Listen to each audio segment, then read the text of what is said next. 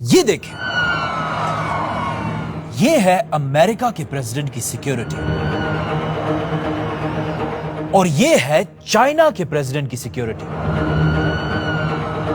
یہ تو صرف عام پریزیڈنٹس ہیں، آج ہے اور کل نہیں ہوں گے، اور ان کی سیکیورٹی ایسی ہے تو سوچے انسانوں کی تاریخ کے سب سے انفلوئنشل آدمی کی سیکیورٹی کیسی ہوگی۔ مدینہ میں رسول اللہ صلی اللہ علیہ وسلم کا روزہ، یہ جگہ دنیا کی سب سے ہائی سیکیورٹی زونز میں سے ایک ہے۔ یہاں کی سیکیورٹی صرف زمین تک نہیں بلکہ آسمان پر بھی ہے، کیونکہ اس روزے کے چھت کے اوپر سے سوائے پرندوں کے کسی بھی چیز کو اڑنے کی اجازت نہیں ہے۔ مدینہ کی سیکیورٹی کا کنٹرول روم پوری عرب دنیا کا سب سے بڑا کنٹرول روم ہے، اور ہر دن ہزاروں فوجی 200 گیٹس پر کھڑے ہو کر آپ صلی اللہ علیہ وسلم کے روزے کی حفاظت کرتے ہیں۔ پر ویٹ، یہ صرف زمین کی اوپر کی سیکیورٹی ہے، لیکن اگر زمین کے نیچے سے بھی کوئی آپ صلی اللہ علیہ وسلم کے روزے تک پہنچنے کی کوشش کرے تو ایسا کرنا امپاسبل ہے، کیونکہ سعودی آرمی نے زمین کے نیچے ہر طرف سائزمک ریڈارز لگائے ہیں۔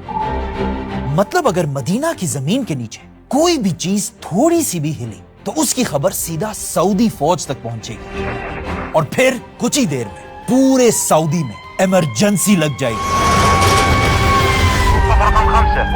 لیکن یہ سب تو صرف آج کی سیکیورٹی ہے، لیکن ایسا ہمیشہ سے نہیں تھا، بلکہ کہا جاتا ہے آج سے 1000 سال پہلے 2 لوگ ایسے تھے جنہوں نے آپ صلی اللہ علیہ وسلم کے روزے کے اندر گھسنے کی کوشش کی تھی، اور ایسا کرنے کے لیے انہوں نے ایک بہت ہی خطرناک پلان بنایا تھا۔ اور یہ ساری کہانی ایک پرانے زمانے کی کتاب میں لکھی ہوئی ہے جو میرے پاس یہاں پر کئی پڑھی بھی ہوئی تھی۔ ایک منٹ، یہ ہے آج سے 500 سال پرانی السمودی کی کتاب، اور اسی کتاب میں انہوں نے یہ پوری کہانی ڈیٹیل سے لکھی ہے۔ لیٹس سی اس کتاب میں کیا ہے۔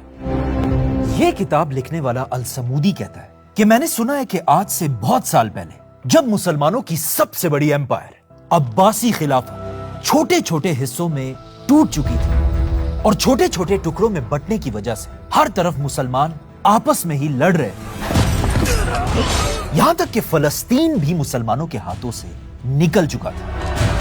ایگزیکٹ اسی ٹائم جب پچھلے 500 سال میں پہلی بار مسلمان کمزور ہو چکے تھے، اسپین کے ایک چھوٹے سے گاؤں میں 2 کرسچنز نے ایک بہت ہی خطرناک پلان بنایا، ایک ایسا پلان جس کا اب تک مسلمانوں کے کسی دشمن نے بھی نہیں سوچا تھا۔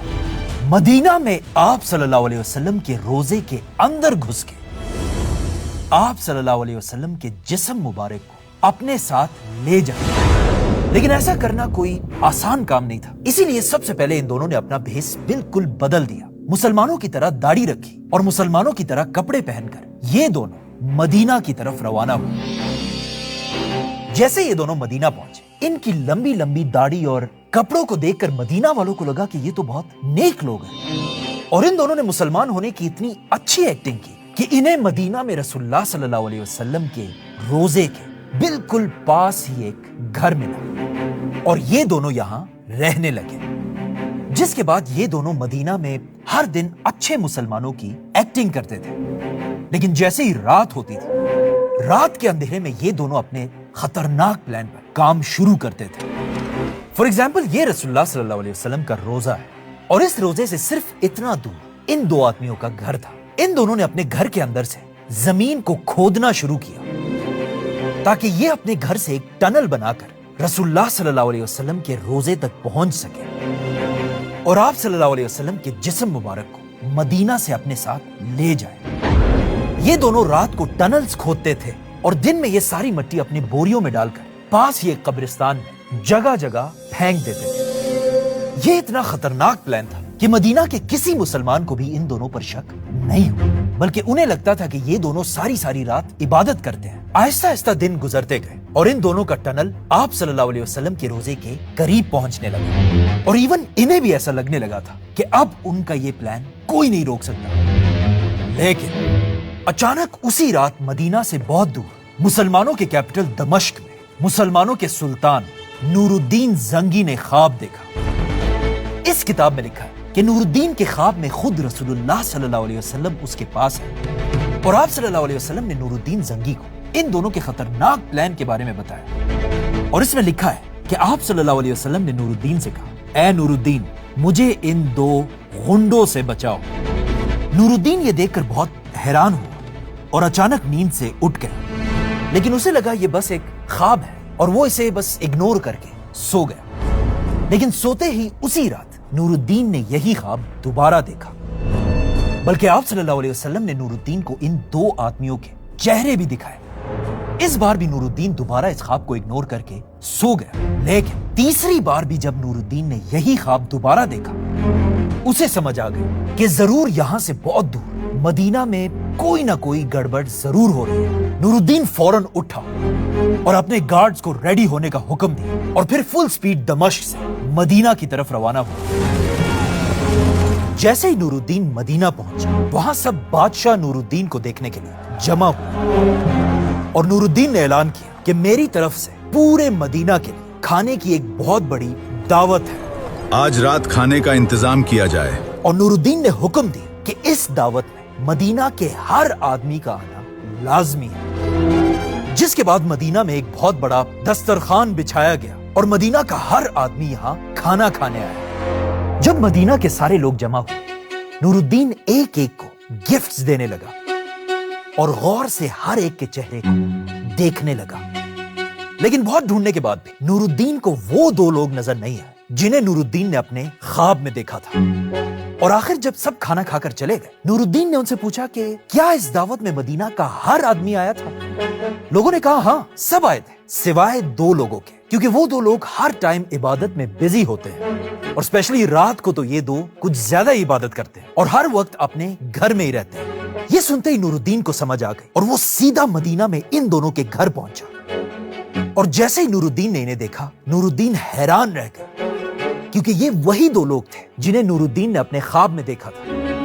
نور الدین فوراً ان دونوں کے گھر کے اندر پہنچا اور اس گھر کے اندر ہر ایک چیز کو چیک کرنے لگا، اور آخر جب اس نے زمین سے ایک کارپیٹ اٹھایا، یہاں اسے اس گھر کے اندر وہ ٹنل ملا۔